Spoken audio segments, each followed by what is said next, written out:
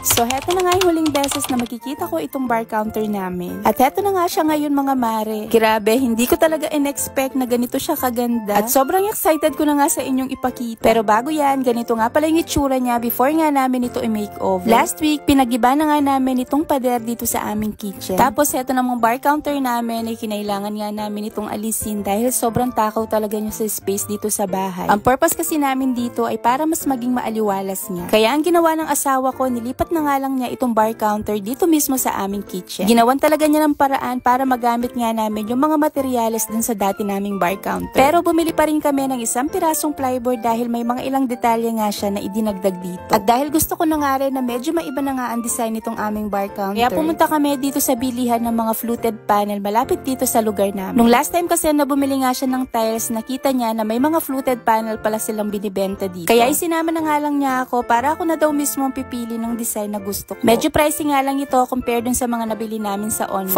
450 pesos nga ang bili namin dito kada isa at bumili nga kami ng 4 na piraso. Pagdating nga namin dito sa bahay, pinipinturahan na nga ng kumpare namin itong bar counter. Gandang-ganda na talaga ako dito sa bar counter mga mare kahit hindi pa nga yan totally tapos. Maya-maya nga nilagay na nga rin ng asawa ko itong mga tiles. Hindi ko nga na-videohan yung paglalagay niya dito sa mga tiles dahil na mga oras na yan ay nagluluto naman ako. At sa pagdidikit naman dito, gumamit naman siya ng no more nails. Pagkatapos naglagay nga siya ng tile trim aluminum dito sa may bandang gilid. At habang hindi pa nga natutuyo itong no more nails, naglagay nga siya ng paku dyan para hindi nga dumulas itong mga tiles. Hindi ko na pala naipakita pero naglagay na nga rin pala siya ng grout. Pagkatapos nga niyang mailagay yung mga tiles, dito naman siya sa mga fluted panels. Ang napansin ko lang dito sa mga nabili namin ay medyo makapal nga siya compare dun sa nabili namin sa online kaya siguro medyo pricey sila. At kung gusto nyo nga bumili sa online ay maglalagay na lang ako ng link sa comment section kung saan nga namin nabili yung mga fluted panel na nilagay namin dun sa aming TV console. Well anyway, sa pagdidikit naman dito mga mare, ay gumamit nga pala siya ng no more nails. Ito talaga yung pandikit na ginagamit namin kapag meron kaming mga DIY dito sa bahay. Sa hardware nga pala namin yan nabili at meron namang nabibili sa online at kung gusto nyo nga rin, ilalagay ko na lang sa comment section yung link. Anyway, ito na nga yung itsura niya pagkatapos niyang mailagay yung mga fluted panels. At para magkaroon nga ito ng details, ito namang mga tirang panel ay nilagay pala namin dito sa may side rack. Sobrang bumagay nga sila dito compare dun sa kanina na plain white lang yung pinakapintura. Nai-ready na nga rin pala ng asawa ko itong mga wire na paglalagyan nga niya ng mga pin lights. Tatlong pin lights nga pala ang binili namin na ilalagay nga namin dito. Warm white nga pala itong kulay na napili namin at sobrang bumagay nga yung kulay lalo na dito sa mga fluted panel. Nilagay na nga rin pala niya itong cove lights sa taas at warm white nga rin pala yung pinili naming kulay. Ito namang mga pendant lights na binili ko mga mare ay 3